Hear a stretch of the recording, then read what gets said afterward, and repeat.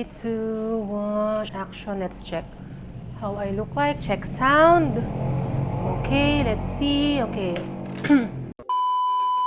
Hello guys, welcome to my channel, and for today's video is I'm gonna share with you guys all of my experiences and expenses that I had during my 1-month stay in India. So without further ado, let's get started. So guys, as you can see, our background is different because this is our home office. Because supposedly I was planning to do my experience video at my room, but then I felt lazy going upstairs. So yeah, so okay. This is the story, guys. I have here again my notebook because I wrote here all the notes that I needed because it's been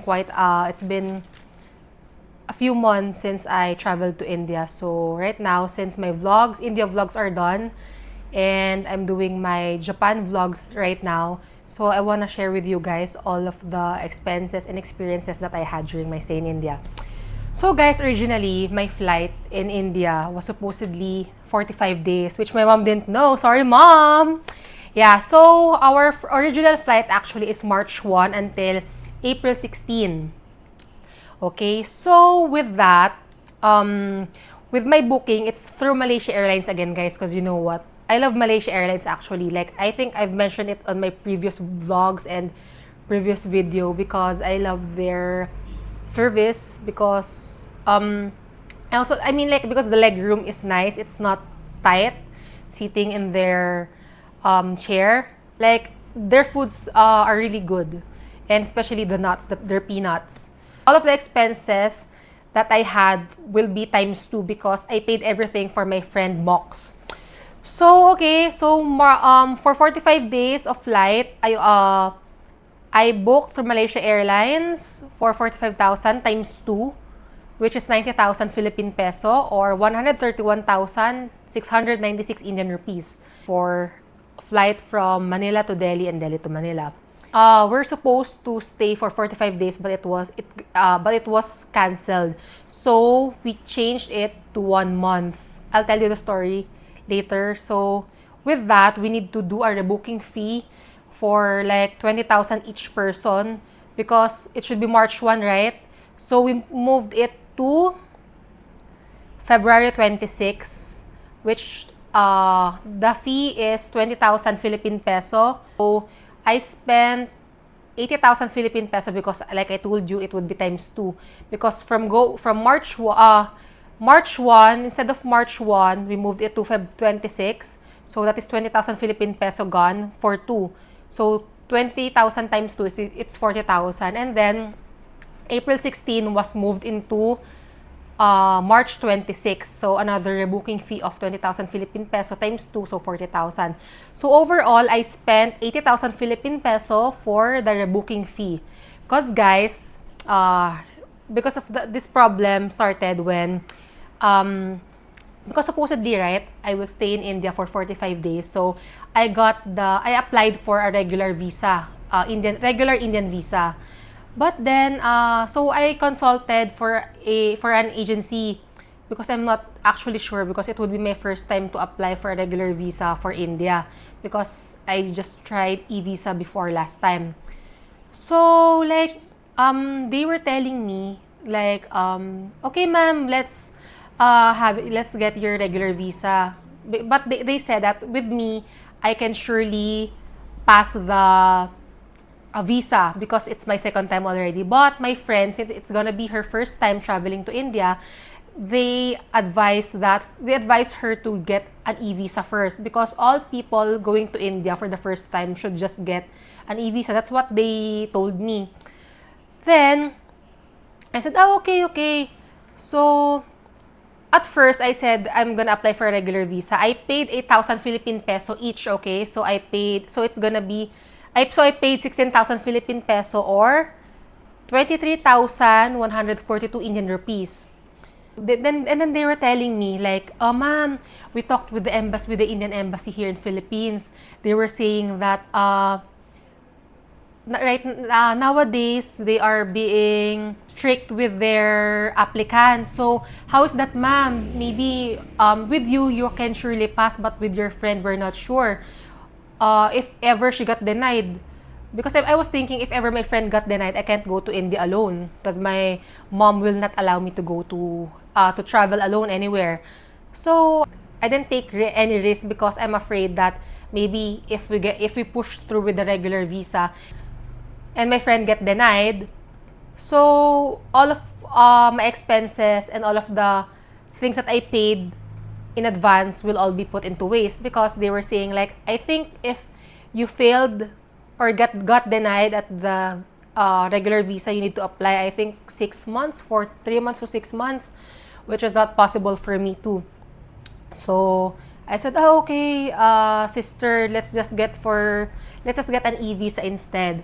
So I was like, I'm actually not sure if it's their style or if it's really true, because the e-visa, guys, just cost $25, which is just like 1,250 Philippine peso, and I paid 8,000 for the regular visa. So you see the difference, guys. So I don't know if it's the travel agency style to just get additional payment, because the regular visa is really costly. It's almost 8,000 Philippine peso each. So, yeah. So I just said, okay, let's just go for an e-visa. And because of that, she got the e-visa. I'm actually fine already with that. But then, because of that thing, they booked my e-visa to be on the date Feb 26. That's why I scheduled my flight to Feb 26. I advanced it instead of March 1, which made me pay 20,000 pesos each. Actually, guys, the travel agency that assisted us, they're really nice, actually. So, I didn't get angry with them or whatsoever. But I feel like it's their fault because they applied... Actually, they know my flight date. But then, they booked me right away. They should have booked me, because this is actually the problem with e-visa. Eh. You don't know when are you gonna get approved. But usually, it just takes 1 day for your visa to be approved, because they don't really have any basis to deny you. So, yeah. So, okay, moving on. So now, my first destination in India is Mumbai. So in Mumbai, we were there for Feb 26 until March 2. And then, my accommodation is through booking.com, and from Feb 26 to March 2, I paid 6,409 Philippine peso or 9,716.12 Indian rupees. I paid it at the property itself. So, during our stay in Mumbai, we arrived almost 12 or 1 a.m., which I told the property in advance that I'm gonna arrive late, which they said, it's fine, ma'am. So, yeah. Actually, that place is actually not a good spot in Mumbai because it's far from the tourist destinations. It is near Phoenix Mall. If you guys know Phoenix Mall, whoever know Phoenix Mall in Mumbai, I think there are 2 Phoenix Mall there, but yeah, the Phoenix Mall something. When we arrive in Mumbai, actually I'm planning to have my money exchanged there. So I only exchanged like $100 just so that we can spend some money, like paying Ola or Uber, or like I didn't change big amount because of course in the airport we all know that rates in airport are low. So with that, also my plan is also to get a SIM card because, you know, guys, this is my latest thing actually in India. Sorry, guys. Because I've been to 11 countries so far, and India is the only country that I've been to that you will need to register your SIM card once you reach the airport and to have a free Wi-Fi. So I was like, how can I get a SIM card? And you need a lot of process to get a SIM card, tourist SIM card in India. So I feel like it's not really foreigner friendly because of course when you are from other country and you arrive in India, of course how will you get a SIM card? And it's like it's useless. Why will you connect to their Wi-Fi if you already have SIM card? Because most probably if you get a SIM card, you will have your own data as well, right? So that's what's just I'm thinking. So we were so exhausted because our flight is from Manila to Kuala Lumpur is 4 hours, and then we have a 1-hour layover flight there in Malaysia, in Kuala Lumpur. And then from Kuala Lumpur to Mumbai, it took us 5 hours. So we're really exhausted because day before that, we're already awake and preparing some stuff. So when we arrived there at the airport, the queue for the SIM card is really long, and people there, I think they're Malaysian or Indonesian. So they're also lining up. There are a bunch of guys there lining up for the SIM card, which, and also getting a SIM card is not easy because you will need to give your passport, register, take photos, and a lot more. So I told my friend, sis, let's just go and get a SIM card tomorrow morning. Let's just rest because I'm really, really super tired, guys.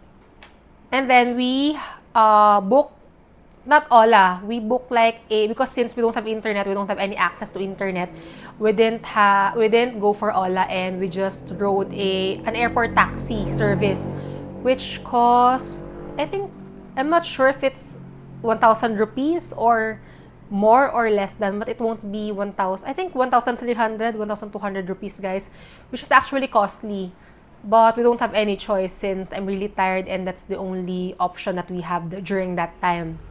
Yeah, so we arrived at the hotel and then we rested.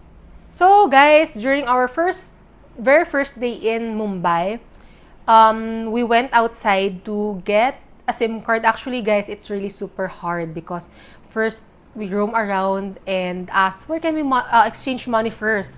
We ask the receptionist of our hotel, and then they are giving us an exchange rate of super low. I said, no, I'll just go outside and check first. We went to Phoenix Mall. We asked around like, where's the Phoenix Mall? Because actually we don't know, we don't have any navigation where to go. Because it's really hard, guys, without internet exploring other country. Especially, it is really hard to communicate in English in other country because most of us know that English, people don't know much English in other countries, right? You know what? India, India's second language is also English, but then based on my experience, people that we talk to and encountered with don't talk really much English, which is really hard for us. They just know really super basic English, like, hi, how are you? Just like that. Thank you. Conversation-wise, none. Yeah, so we went first to Phoenix Mall and then asked for directions, like, sister, brother, do you know where can we do money exchange, like this, like that? Then they said, here, and then also the SIM card. And then they told us, like, just outside, which is really hard, guys. So we roam around outside. It was really super hot in Mumbai, guys. As in, I didn't expect it to be that hot. That's why I'm really using my umbrella during that time. Then, so we went, actually, guys, this is the hardest thing in India because I thought, because I haven't tried it yet. Because we thought in India, people in banks, you can get currency exchange there, but we went through all banks that we passed by and asked them if they do currency exchange even with dollars, but they don't. That's why I'm really frustrated during that time because of tiredness. So like I said, okay, thank you. So we roam around again. We just walked and explored. So good thing, because sometimes if we are lost, sometimes it's also good being lost, because that our lostness or whatsoever led us to the Airtel booth, which is for foreigners. So with that, I really thank God. Like, we were walking for like 3 hours straight and so tired and sweaty all over. So when I saw the Airtel booth, we immediately got our SIM card and registered. I got 2 SIM cards for me and my friend Mox. So it took us, like they said, our SIM card will be activated for internet after 30 minutes. I forgot how much I paid. I think 800 rupees. I'm not actually sure. I kind of forgot it already. Then, so with while waiting for our SIM card to be activated, we stayed at 7-Eleven in Mumbai.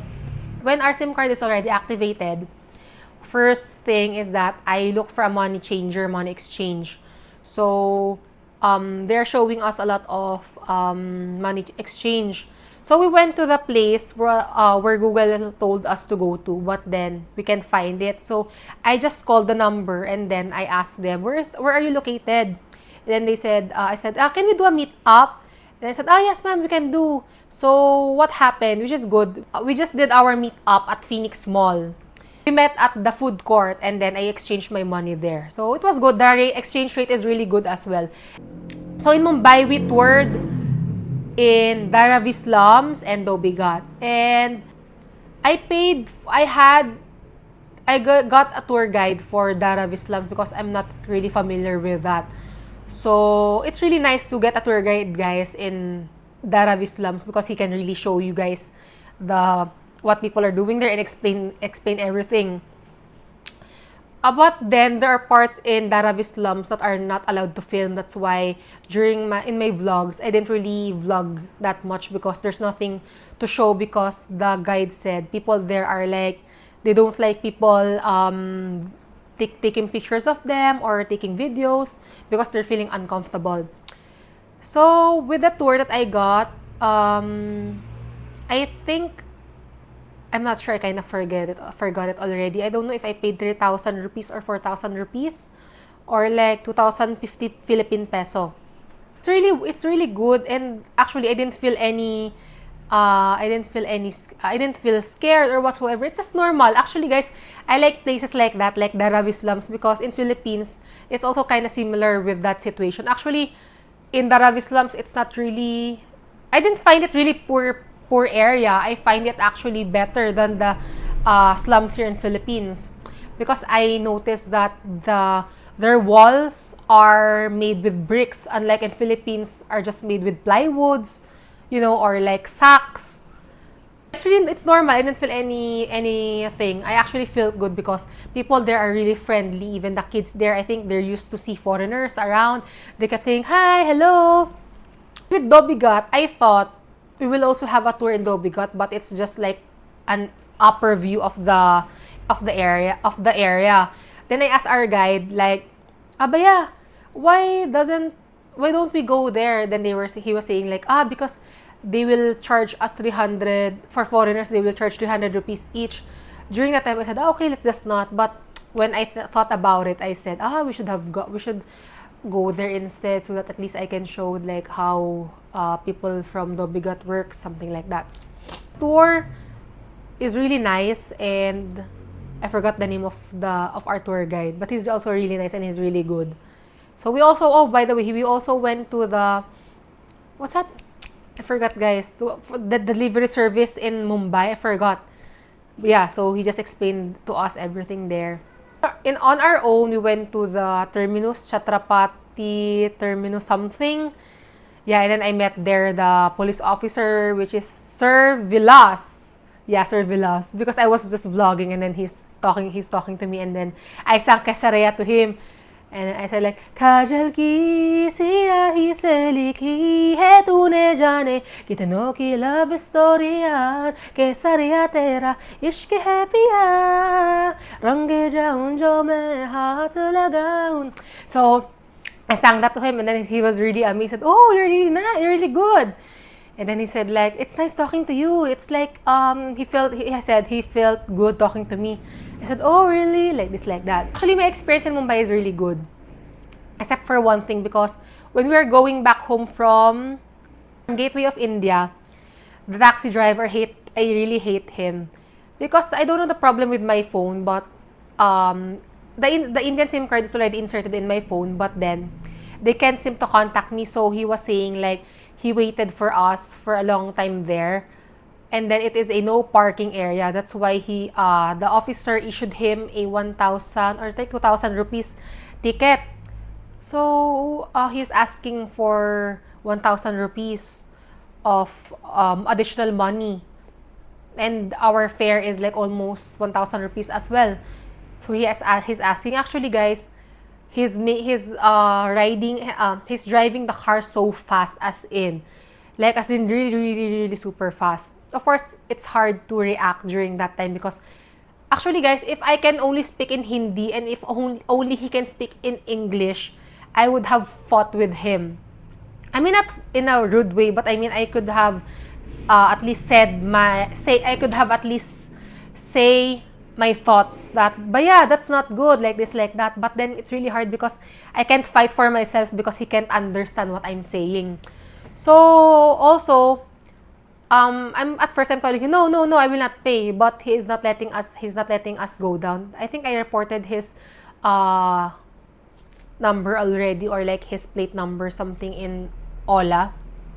So yeah, that's the only thing I didn't like in Mumbai, but all are good. So from Mumbai, we went straight to Delhi via Vistara flight. So our flight in via Vistara cost me just 7,664 Indian rupees, or 5,236 per head. So times 2, it's 15,328 Indian rupees. So I paid for 2. So of course, you know, we all know, guys, that Vistara is a good airline. It's really super posh, and we were like, after their business class, we're sitting on the next part of the business class, and it's really good. I love that they have a big leg room, since yeah, actually it's really super hard, guys, right? Especially if you're tall, because I'm a tall girl, so it's really hard to move around if you have a short leg room. I stayed in Delhi from March 2 until March 9. So I stayed at two Airbnbs, which are both located in GK. The first Airbnb that I stayed was in GK 2, which is near the M Block Market. And that was also the previous Airbnb that I stayed, where if you guys watch my vlogs before, Didi Parcaso, I really love Didi Parcaso, because even though we don't understand each other, I feel so happy seeing her, because I kept saying, "Hi, Didi! I miss you, Didi!" That's our trademark, I miss you. So, yeah. So, for 5 nights, guys, I paid 21,089 Philippine peso, or 30,858 Indian rupees for 5 nights. Because, guys, it's really super worth it, because that Airbnb is really huge and it's really clean, because every day, Didi Parcaso goes in our place and really cleans our room. Second Airbnb is also located in GK. Actually, guys, that's why I moved to another Airbnb, because the dates are already filled with with our first Airbnb. Like, it's already fully booked during the dates that I wanted. But since I really want to stay there, even though I will have a hard time to transfer to another Airbnb again, I still booked it, because I miss Didi Parcaso, and I told her, I will go back next year, Didi, ha. I told her like that. Next Airbnb, we stayed for 2 nights, and I paid 5,776 Philippine peso, or 8,451 Indian rupees. So with Delhi, of course, since it's not my first time being in Delhi, it's my second time being in Delhi. So I feel like, actually, guys, I feel like I'm already at Delhi height, because you know what? Because before, when I went there last October 2022, of course, all the place in Delhi are all new to me, because I stayed in Delhi before for 2 weeks during my first visit, and then now I stayed for a week in Delhi.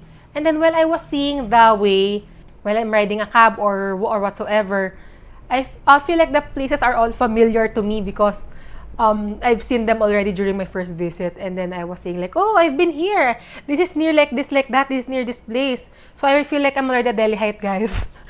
Yeah, I'm just feeling Delhi height only. Actually, we just went to Jama Masjid, Garden of Five Senses, like the normal places that I've been to already, like Lajpat Nagar, Sarojini Nagar. So in Delhi, I purchased my suit in Lajpat Nagar, which cost for 5,000 Indian rupees. So it's all good. I don't have any bad experience in Delhi, since I'm a Delhi height. I know how to deal with Delhi heights. Just kidding, guys. So, okay. So, we're done with Delhi.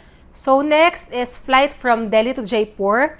So, we stayed in Jaipur from March 9 till 12 via Indigo. I paid 10,088 Indian rupees for 2 already.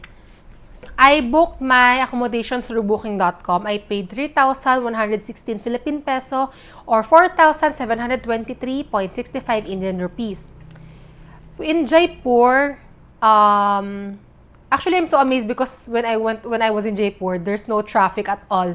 I was like really amazed because in Mumbai and in Delhi, it's really so traffic. And also the people there are really accommodating.